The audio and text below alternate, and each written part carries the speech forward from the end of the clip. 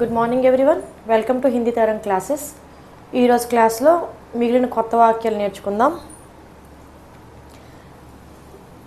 My కల్ కామ్ per Gaya థా. ఫస్ట్ రెండు సెంటెన్సెస్ చూద్దాం. మై కల్ కామ్ పర్ జాऊंगा. ఇక్కడ సేమ్ సెంటెన్సెస్ ఏంటి? మై కల్ కామ్ పర్ ఇంతవరకు సేమ్ అయినా కూడా గయా థా ఔర్ జాऊंगा ఈ రెండు వేరున్నాయి. సో ఇవేంటి? జానా అంటే వెళ్ళడం, వెళ్ళడం అనే అర్థానికి ఆల్రెడీ వెళ్ళిపోయినట్టుంటే గయాథా, లేదంటే గయీథి.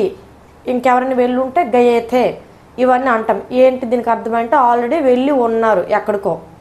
సో ఈ సెంటెన్స్లో ప్రతిదీ చూసుకుంటే మైకల్ కాంపర్ ఇక్కడ వరకు ఒకటే, గయాథా జాऊंगा. దీన్ని బట్టి కల్ అంటే ఇంతకుముందు క్లాసెస్లో డేస్ చెప్పేటప్పుడు కల్, పర్సో, నర్సు ఇవన్నీ చెప్పాం కదా ఎర్లియర్ క్లాసెస్లో. అందులో మనం ఏం చెప్పుకున్నాం? కల్ అంటే నిన్న అని కూడా వస్తుంది, రేపు అని కూడా వస్తుంది.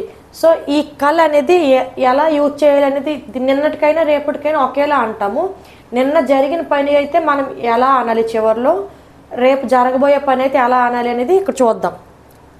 కల్ అని ఎక్కడ ఉంది? గయాథా అంటే ఆల్రెడీ వెళ్ళిపోయింది. ఆల్రెడీ వెళ్ళిపోయింది అనే సందర్భం ఎప్పుడు? రేపు వస్తుందా? ఆల్రెడీ నిన్న జరిగిపోయిందా? ఆల్రెడీ జరిగిపోయింది కాబట్టి ఇక్కడ కల్ అంటే నిన్న. ఇక్కడ కల్ అని చూసుకుంటే జాऊंगा, లేదంటే జాऊंगी, జాయేంగే ఇంకెవరైనా వెళ్తే. ఇలా వచ్చేటప్పుడు ఏంటి? ఇక్కడ కల్ అంటే రేపు. సో సెంటెన్స్ ఇక్కడ వరకు ఒకేలా ఉన్నా కూడా కల్ నిన్న జరిగిపోయిన దానికి థా లేదా థీ లాస్ట్లో వస్తుంది. రేపు జరగబోయే దానికి జాऊंगा, జాऊंगी. ఇది ఒకటే కాదండి, ఏ చూసుకున్నా కర్నా అంటే చేయడం కదా. మై కల్ కామ్ పర్ గయా థా కాకుండా మై కల్ కామ్ కియా థా అంటే ఆల్రెడీ నేను జరిగిపోయింది కాబట్టి కియా థా.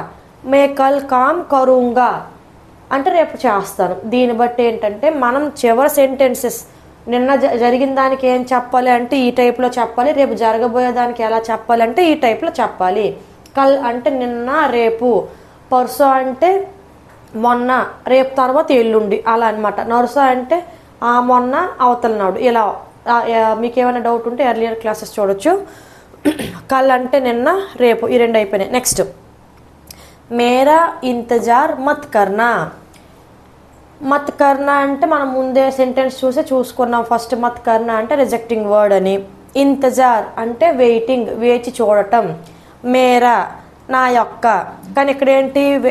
నా యొక్క వేచి చూడొద్దు అని మనం చెప్పం కదా, నా కోసం వేచి చూడొద్దు అని చెప్తాం.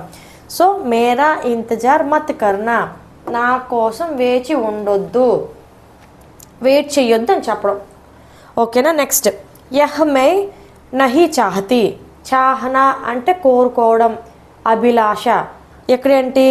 నహీ చాహతి అంటే నేను ఏదో వద్దు. ఏంటి వద్దు? నహీ చాహతి అంటే సింపుల్గా కోరుకోవట్లేదు అని.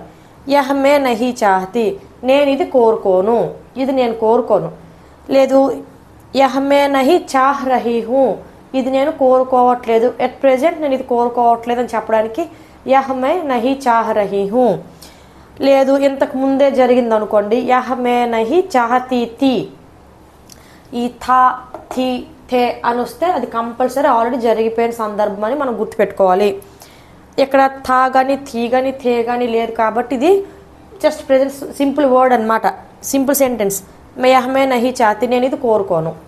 నెక్స్ట్ ఇన్కార్ మత్ కర్నా.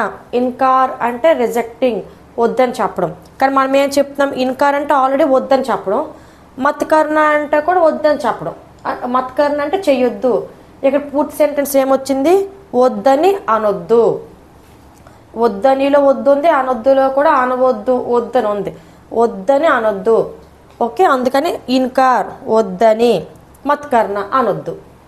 ఇందులో మనం కొత్తగా ఏమి సెంటెన్సెస్ చెప్పుకున్నామంటే ఇన్కార్ ఒకటి అంతే, ఇంతజార్ ఒకటి. చూసారా ఒకేలా ఉంటాయి కానీ ఎంత డిఫరెన్స్. ఇన్కార్, ఇంతజార్, ఇన్కార్.